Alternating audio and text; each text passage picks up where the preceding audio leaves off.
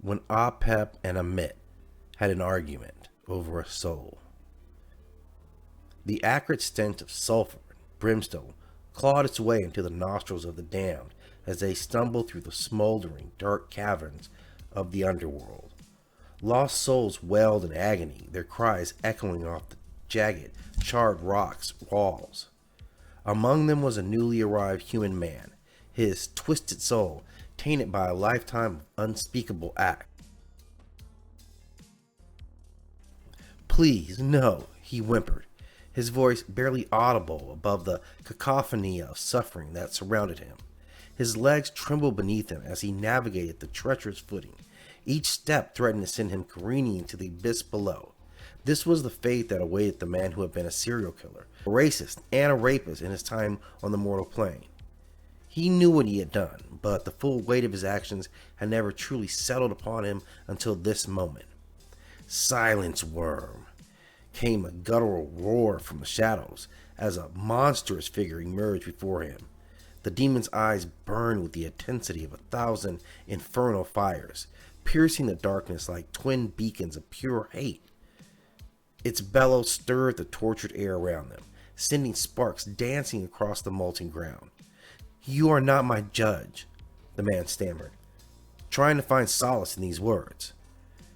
"I have been judged already." "Indeed you have," the demon sneered, its voice dripping with venom. "And what a pathetic creature you have been deemed. A life of terror, bigotry, and brutality, unfettered cruelty in all its forms. You belong here among the damned." The man tried to look away, to shield himself from the glare of the beast, but he found himself unable to tear his gaze from the demonic visage. He could feel the icy tendrils of fear wrapping themselves around his heart, squeezing tighter with each passing moment. What would he do? How could he possibly escape this nightmare? "Please," he whimpered once more, desperation etched into every syllable. "I beg you, let me go." "Go?" The demon barked with a harsh, mocking laughter. "You think you're worthy of mercy, after all you've done?" As he stood there under the weight of the demon's contempt, the man couldn't help but become more ensnared in the horrifying truth that had been laid bare before him. He realized that he had no defense for his actions, no justification for his weakness. His soul quivered in terror, longing for redemption that seemed forever out of reach. "May whatever gods that still listen have mercy upon me," he murmured, his tears streaming down his face as he surrendered himself to the darkness that had come to claim him. The man's tears fell upon the scorched earth, sizzling as they evaporated. The air itself seemed to tremble with sinister energy that chilled him to his core.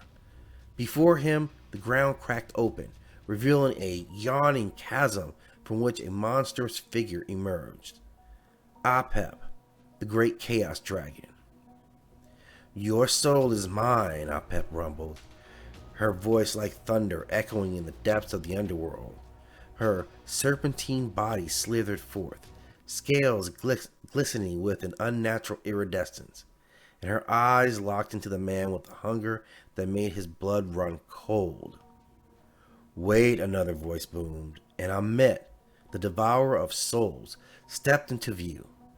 The monstrous being had the head of a crocodile, body of a lion, and the aura of overwhelming malevolence. "He is mine. I claim this soul." Apep's massive form coiled, and she bared her fangs, venom dripping from their deadly tips. "You dare challenge me, Ammit? I am the embodiment of chaos, and this man wreaked havoc on the world above. He belongs to me." Ammit's laughter rumbled like distant thunder, and its crocodile maw snapped shut with a sickening crunch. His heart fell to judgment, and so he must be devoured by me. It is the law. As the two otherworldly beings argued, the man could do nothing but watch, his mind reeling at the prospect of being torn apart by these fearsome creatures. Would he be consumed by the chaos of Apep, or devoured by the insatiable appetite of Ammit? Enough, Apep roared, her wrath causing the very ground to tremble. I will take what is mine rightfully, and you shall have no say in the matter. Your arrogance is boundless, dragon, Ammit snarls back. But I will not relent. This soul is destined for my jaws. The man's heart raced at a panic, threatening to overtake him. What could he do, faced with such implacable foes?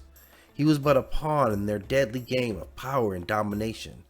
Within his chest he could feel cold tendrils of fear coiled tighter, strangling any semblance of hope. Mercy, he whispered. His voice is barely audible. Please show mercy. The monstrous figures seemed to pause for a moment in their own confrontation, momentarily taken aback by the man's pleas. But they would not spare him from their wrath. They would not even consider giving one such as him mercy. Not these two. He had no choice but to wait and see, his fate hanging in the balance like a thread about to snap. The man's eyes darted between the two fearsome beings, beads of cold sweat trickling down his forehead. Flames flickered in the cavernous underworld, causing sinister shadows that danced on the walls. Apep and Ammit continued their heated argument, each determined to claim the man's depraved soul. Your hunger blinds you, Ammit, Apep bellowed, her voice echoing throughout the chamber. Do not forget that I too have feasted on the souls of the wicked. This one shall sustain my powers, not yours. Ammit's crocodile maw snapped open, revealing rows of razor-sharp teeth. My purpose is clear, dragon. It is I who devours those unworthy of the afterlife. Your chaos will not sway me from this duty. And hours drag on, the man's leg weakened, threatening to buckle beneath him. He can't stare his gaze away from the monstrous beings locked in their battle of wills. Their voices grew louder and more insistent, drowning out any hope of a reprieve he might have clung to. Will they ever cease? He wondered, his mind racing with visions of his own agonizing demise. What if neither relents, and they both tear me apart? Suddenly the deafening din ceased, replaced by an eerie silence that sent shivers down the man's spine. He glanced around, searching for the cause, and his heart stopped at a new figure emerged from the shadows. Enough! Asar, the perfect black, commanded, his voice calm yet firm. I have heard your arguments, and I shall make a judgment. The man's chest tightened as he stared at the godlike being, clad in darkness and radiating in an aura of pure authority. Desperate, he tries to will his trembling body to stand tall, to show some semblance of dignity in the face of his ultimate fate, his ultimate judgment. Please, he whispered, his voice shaking, show me mercy. Asar's expression remained impassive as he turned his gaze upon the man.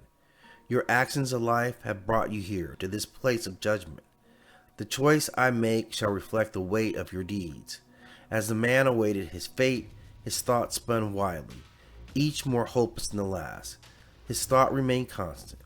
Mercy, please grant me mercy. I am Asar, and I cast judgment upon you. Because you have failed the weighing of the heart, you will be devoured by Ammit. But you have also caused chaos, so I shall renew your soul, and the succession night you shall be eaten by the chaos of Apep. And thus shall be your fate, from day to day, feeding the power of the two on this plane that you served in the mortal world.